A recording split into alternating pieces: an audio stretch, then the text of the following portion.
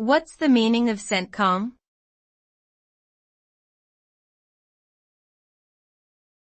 CENTCOM.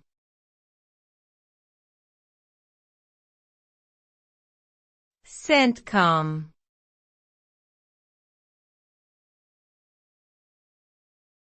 CENTCOM.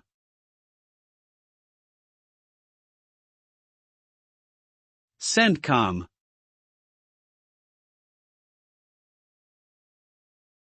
CENTCOM stands for the United States Central Command, which is a military organization responsible for overseeing U.S. military operations in the Middle East, North Africa, and Central Asia.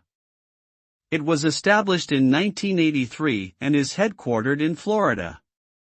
CENTCOM's primary mission is to protect American interests and promote regional stability in its area of responsibility.